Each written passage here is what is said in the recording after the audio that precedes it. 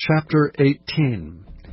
And David numbered the people that were with him, and set captains of thousands, and captains of hundreds over them. And David sent forth a third part of the people under the hand of Joab, and a third part under the hand of Abishai the son of Zeruiah, Joab's brother, and a third part under the hand of Ittai the Gittite.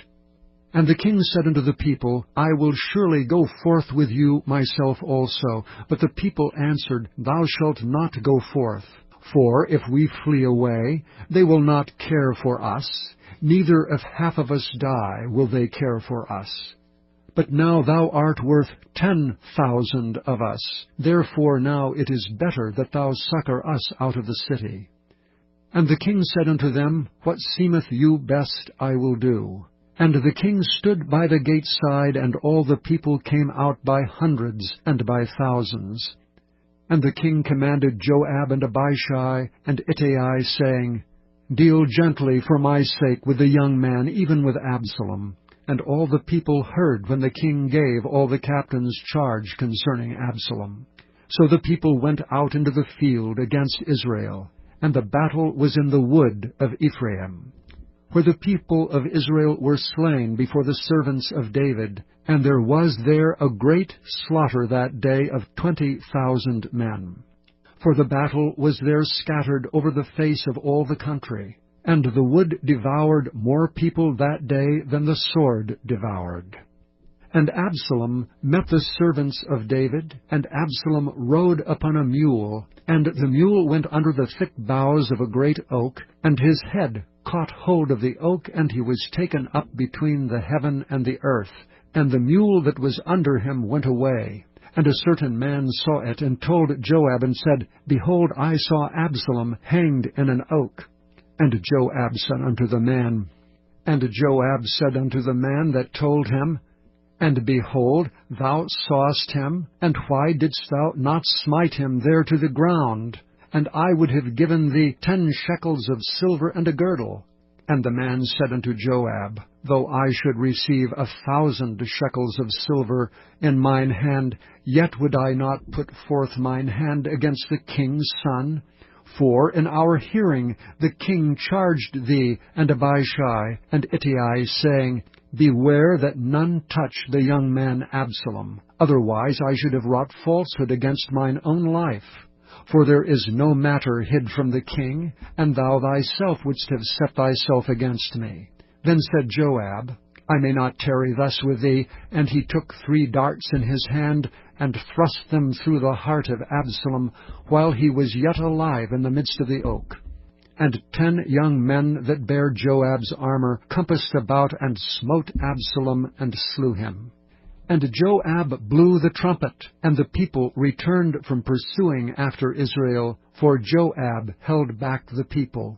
And they took Absalom, and cast him into a great pit in the wood, and laid a very great heap of stones upon him. And all Israel fled every one to his tent. Now Absalom, in his lifetime, had taken and reared up for himself a pillar, which is in the king's dale, for he said, I have no son to keep my name in remembrance, and he called the pillar after his own name, and it is called unto this day Absalom's place. Then said Ahimaaz the son of Zadok, Let me now run, and bear the king tidings, how that the Lord hath avenged him of his enemies. And Joab said unto him, Thou shalt not bear tidings this day, but thou shalt bear tidings another day. But this day thou shalt bear no tidings, because the king's son is dead. Then said Joab to Cushai, Go tell the king what thou hast seen. And Cushai bowed himself unto Joab, and ran. Then said Ahimaaz the son of Zadok yet again to Joab, But howsoever let me, I pray thee, also run after Cushai. And Joab said, Wherefore wilt thou run, my son, seeing that thou hast no tidings ready? But howsoever, said he, let me run. And he said unto him, Run. Then Ahimaaz ran by the way of the plain, and overran Cushai.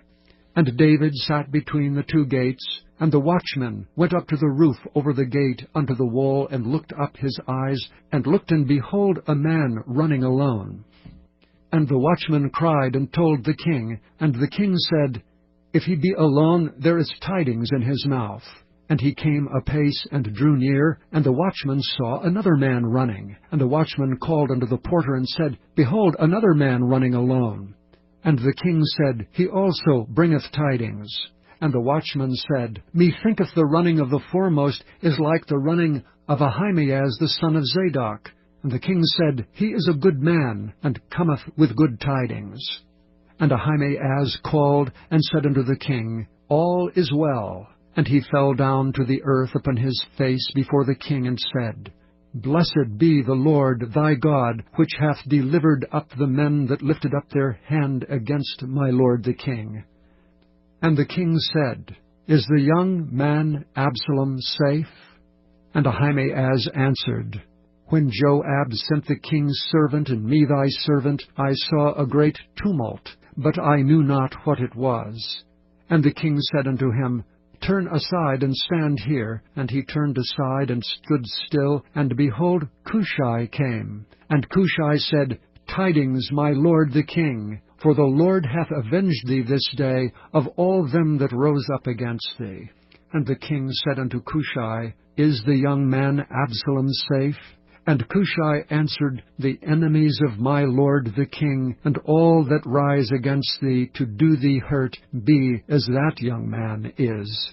And the king was much moved, and went up to the chamber over the gate, and wept. And as he went, thus he said, O my son Absalom, my son Absalom, would God I had died for thee, O Absalom, my son, my son.